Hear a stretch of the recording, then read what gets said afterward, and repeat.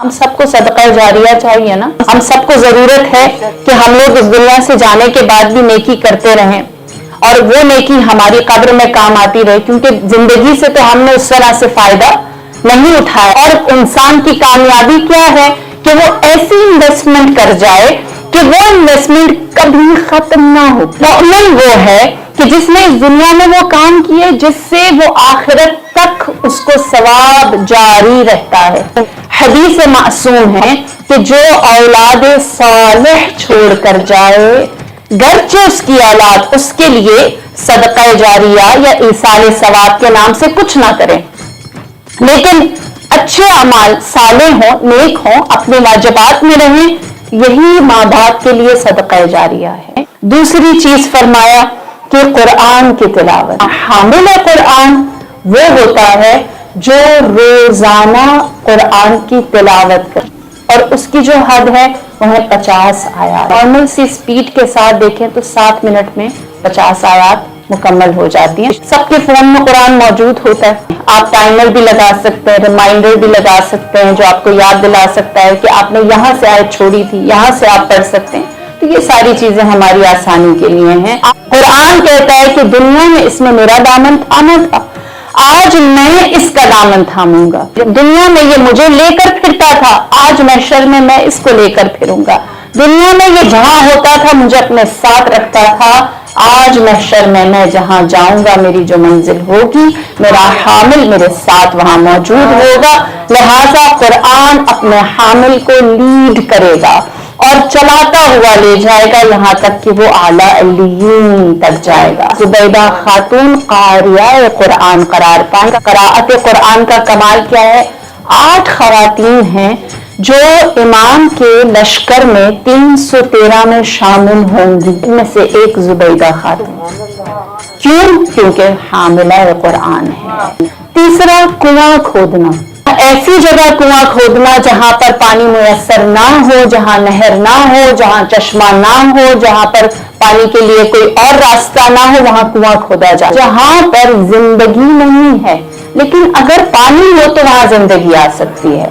چوتھی چیز درخت لگانا. سبحان اللہ، جو درخت لگاتا ہے اس کے لیے وہ درخت صدقہ جاریہ ہے. ایک درخت جو پھل دے، جو سایہ دے، جس سے کوئی ایک پرندہ فائدہ حاصل کرے، وہ ہمیشہ کے لیے ثواب ہے. 5ویں چیز فرمایا نہر کا رخ آبادی کی طرف کرنا.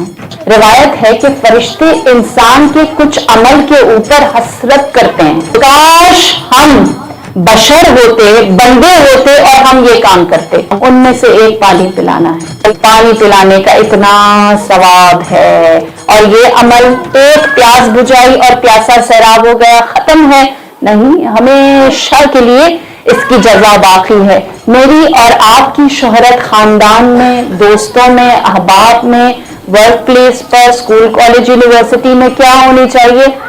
کسی کو بھی پیاس لگی ہے تو یہ کھڑے ہو کر آسانی سے پانی پلا دے گی. ہم جانتے ہیں کہ پانی پلانے کا جو مرتبہ ہے وہ اہل بیت کے نزدیک اتنا بلند ہے، اتنا پسندیدہ ہے کہ جو سپاہ سالار لشکر امام حسین ہے اس نے اپنے لیے جس فرض کو اپنایا ہے وہ پانی پلانا ہے. اور اس سے آگے کی بات سبحان اللہ، اللہ کے رسول نے جس کو اپنا ولی، اپنا وصی، اپنا ابن عام، اپنا وزیر، اپنا جانشین بنایا، روز حشر وہ پانی پلانے والا ہوگا، سقا ہوگا، ساقی کوثر ہوگا، سیراب کرنے والا ہوگا. 6واں عمل جو انسان کا ہوتا دنیا میں ہے لیکن ہمیشہ کے لیے اس کی آخرت کو آباد کر دیتا ہے، فرمایا اچھی سنت کو جاری کرنا. بدعت نہیں، اچھی سنت کو جاری کرنا. مثلا کوئی مسجد تعمیر کر دینا، کوئی امام بارگاہ آباد کر دینا. عمل کو انجام دیں گے ثواب آپ کو ملے گا کیونکہ اس کی ابتدا آپ نے کی تھی، اس کا آغاز آپ نے کیا تھا. اور 7واں عمل فرمایا کہ علم کا حاصل کرنا اور اس کو دوسروں تک پہنچانا. میرے مولا فرماتے ہیں اولاد صالح ہوتی ہے یا نہیں پتا.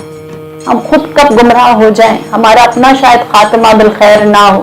ہاں، اولاد صالح ہوتی ہے نہیں ہوتی نہیں پتا، انسان گھبرایا رہتا ہے. البتہ جو شاگرد ہے وہ ایسی اولاد ہے جو حتمن صدقہ جاریہ ہے، یقینی طور پر، کیونکہ اس نے تم سے سیکھا ہے اور وہ اس سے فائدہ اٹھائے گا۔ یہ یقینی صدقہ جاریہ ہے جس کو تم سے کوئی نہیں چھین سکتا۔ رسول خدا فرماتے ہیں اللہ نے مجھے بطور استاد اپنی امت کے لیے بھیجا ہے۔ رسول خدا اپنے لیے اگر کسی پروفیشن کو، اگر کسی پیشے کو منتخب کر رہے ہیں تو وہ استاد ہونا ہے۔ نبی خدا فرماتے اذا ارضى الله عبدا خطر علیہ علم، اللہ جب کسی سے ناراض ہوتا ہے اس پر علم کے دروازے بند کر دیتا ہے، اور اللہ جب کسی سے محبت کرتا ہے تو اس کے لیے علم کے دروازے کھول دیتا ہے۔